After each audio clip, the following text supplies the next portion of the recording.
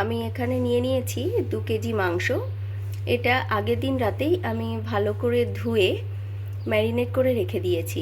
আপনারা চাইলে 20 মিনিট আগেও ম্যারিনেট করে রেখে দিতে পারেন। যেহেতু আমার কাজের সমস্যার জন্য আমি একটু আগে থেকেই এনে দিতে বলি, যাতে আমার সুবিধা হয়, সেজন্যই এত আগে থেকে ম্যারিনেট করে রাখা। যাই হোক, ম্যারিনেশনের জন্য আমি দিয়েছি টক দই, আর একটা গোটা পাতিলেবু, আর একটু সর্ষের তেল এবং লবণ। এটা আমি মেখে সারা রাত রেখে দিয়েছিলাম। আপনারা সারা রাত না রাখলেও হবে, জাস্ট 20 মিনিট ম্যারিনেশন করে রাখলেও হবে। আর আমরা যেহেতু 7 জন খাবো, সেজন্য আমার হিসাব অনুযায়ী আমি আলু কেটে নিয়েছি। আপনাদের সুবিধা মতো বা যেটুকু লাগবে সেটুকু আপনারা নিয়ে নেবেন। আর এছাড়াও কাঁচা মশলার মধ্যে আমি রেখেছি এখানে 15টা লঙ্কা আছে, যেহেতু ছোট বড় মিলিয়ে, আর রয়েছে রসুন, 2টো মাঝারি সাইজের টমেটো, এটা কুচি করে রেখেছি, পরে আমি এটা পেস্ট করে দেব। আর রয়েছে 3টে বড় সাইজের পেঁয়াজ, আর হাফটা আমার কাছে ছিল আগে থেকেই, ওই জন্য ছোটো একটা পেঁয়াজের হাফটা আমি এর মধ্যে দিয়ে দিয়েছি। আর এছাড়া রয়েছে আদা বাটা। আর শুকনো মশলার মধ্যে আমি দিয়েছি ধনে জিরে গুঁড়ো এবং কাশ্মীরি লঙ্কার গুঁড়ো।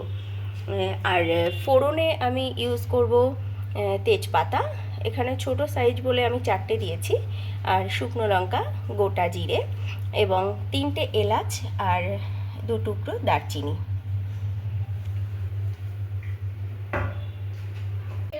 কড়াইতে প্রথমে দিয়ে দিলাম সর্ষের তেল।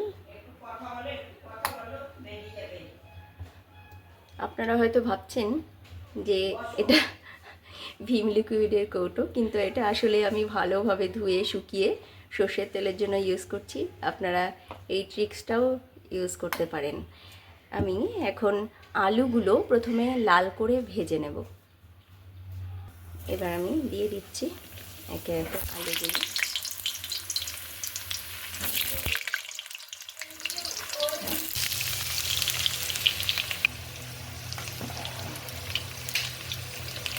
দিয়ে দিচ্ছি অল্প করে নুন। আমি ভাজার সময় অল্প হলুদ দিয়ে থাকি, কেননা এতে কালারটা ভালো হয়।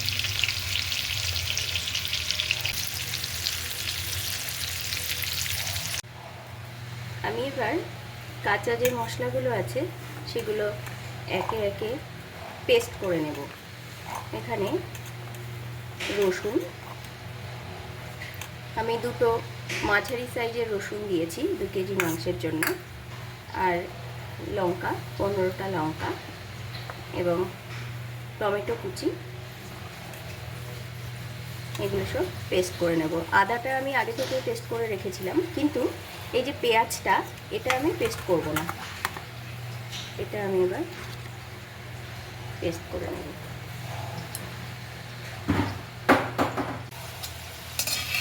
আলুগুলো ভাজা হয়ে গেছে, আলুগুলো আমি লাল করে ভেজে নিয়েছি।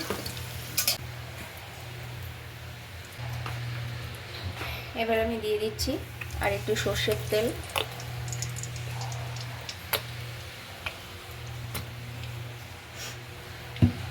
আমি যখন ম্যারিনেশন করেছিলাম একটু সর্ষের তেল দিয়ে রেখেছিলাম, ওই জন্য সেই বুঝে আমি সর্ষের তেল দিলাম। আরেকটি কথা বলে রাখি, এটা একটা ছোট্ট টিপস বলতে পারো। এই যে মাংসের মেটেগুলো, এটা আমি আগে থেকে তুলে রাখি, কেননা যখন মাংসটা রান্না শুরু করি তখন ওগুলো দিই না, কেননা গলে যাওয়ার সম্ভাবনা থাকে, ওটা মিশে যায়। এই জন্য আমি ওটা তুলে রাখি, মাংস নামাবার কিছুক্ষণ আগে মেটেটা আমি দিয়ে দিই। তো চলো, তেল গরম হয়ে গেছে, এবার আমি একে একে দিয়ে দিচ্ছি দারচিনি, এলাচ,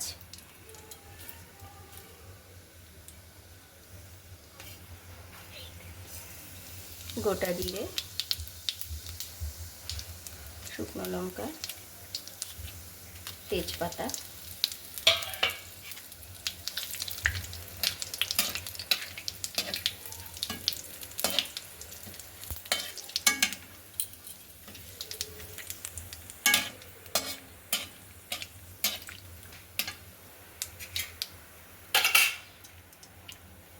এবার আমি দিয়ে দিচ্ছি পেঁয়াজ।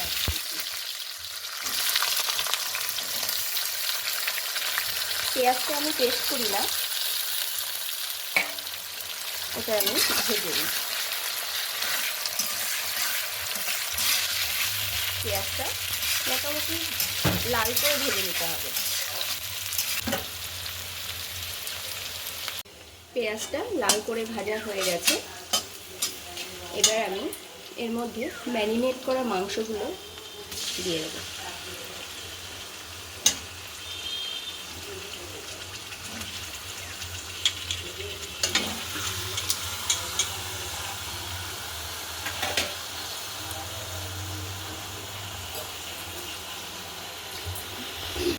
মাংসটা এবার হাই ফ্লেমে কয়েক মিনিট একটু কষিয়ে নেব।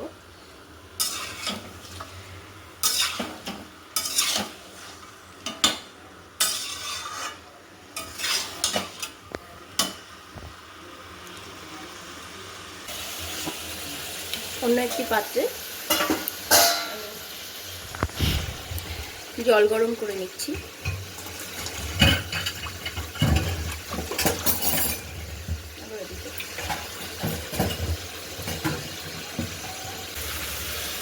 এদিকে এই হাতে জল গরম বসিয়ে দিলাম।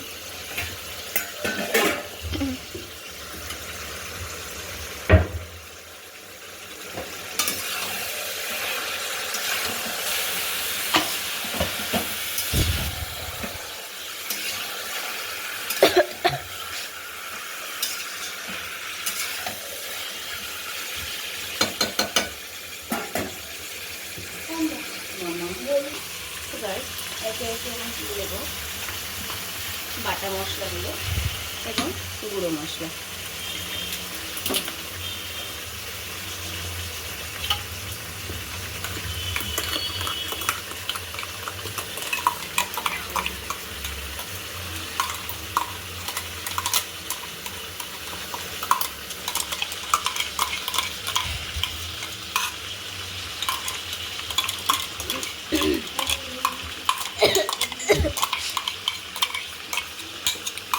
মশলাটা দিলাম, তার সাথে সাথে আমি মিক্সির যে পটটা ধোয়া জল সেটাও দিয়ে দেবো, কেননা ওটাতে অনেকটাই মশলা মেখে থাকে, সুতরাং ওয়েস্ট করা একদমই ঠিক নয়।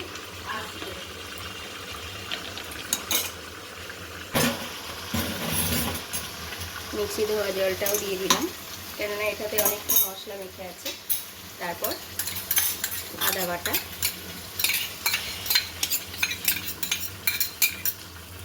এবং শুকনো যে মশলাটা ধনে জিরে গুঁড়ো এবং কাশ্মীরি লঙ্কার গুঁড়ো সেটাও দিয়ে দিলাম।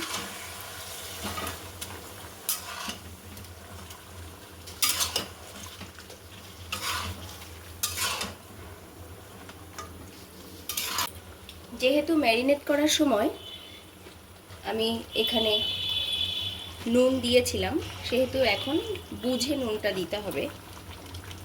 ম্যারিনেট করার সময় অনেকটাই লবণ দিয়েছিলাম, সেহেতু এখন অল্প দিলাম।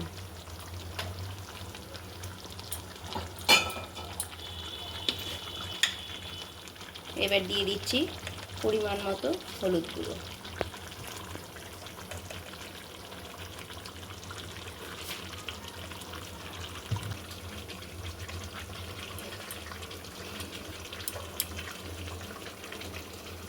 হয়ে গেছে। আজকে আমি রান্না করছি চিকেন।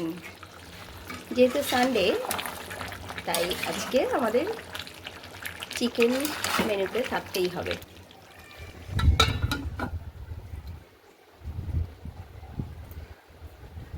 মাংসটা মোটামুটি কষানো হয়ে গেছে, মাংস থেকে জল বেরিয়ে এসছে। আমি কিন্তু একটুও জল দিইনি, জল বেরিয়ে এসছে। এবং যখনই দেখা যাবে যে মাংসের হাড় থেকে মাংসটা ছেড়ে আসছে, তখনই বুঝতে হবে এটা সেদ্ধ হয়ে গেছে। এই যে দেখো, মাংসটা সেদ্ধ হয়ে গেছে, এটা থেকে বোঝা যাচ্ছে। আর কিছুক্ষণ আমি এটাকে রান্না করে নেব। এবার গ্যাসের ফ্লেমটা একটু বাড়িয়ে দিলাম।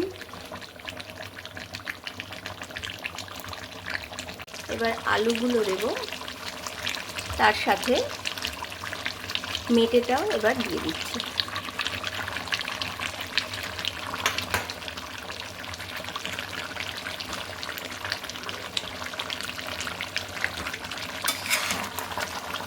এবার এটাকেও কিছুক্ষণ কষিয়ে নেব।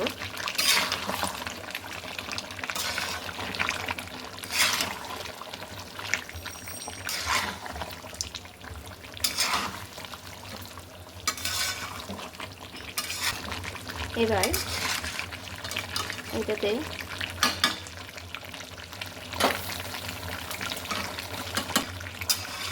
তবে মাংসটা আমি ঢেকে ঢেকে বেশিরভাগ রান্নাই আমি ঢেকে ঢেকে করতে পছন্দ করি, দুটো কারণে। এক নম্বর হচ্ছে এটা সেদ্ধও হয় তাড়াতাড়ি এবং ভালোভাবে, আর সেফটিও থাকে। এবার আমি ঢাকাটা খুলে নিচ্ছি। দেখো মাংসটা সেদ্ধ হয়ে গেছে।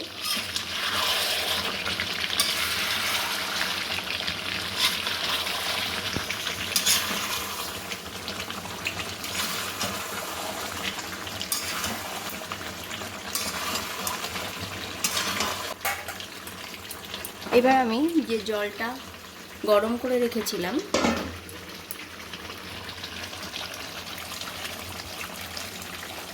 সেই জলটা দিয়ে দিচ্ছি।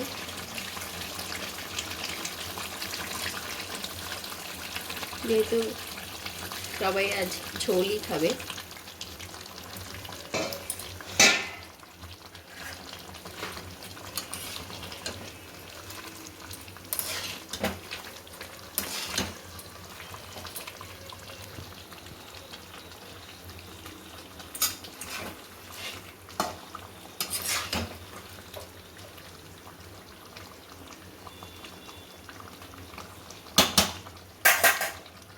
আর একটু জল দেব, কেননা পাতলা ঝোল খেতে আমাদের বাড়িতে সবাই পছন্দ করে।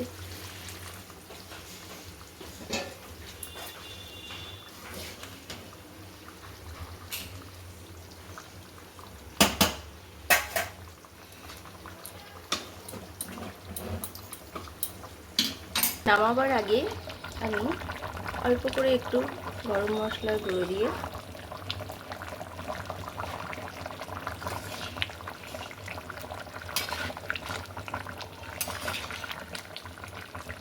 একটু হালকা ফুটিয়ে নিয়ে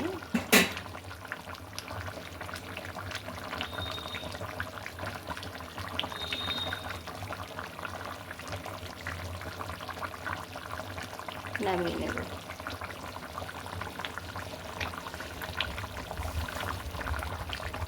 পাতলা মাংসের ঝোল রান্না রেডি।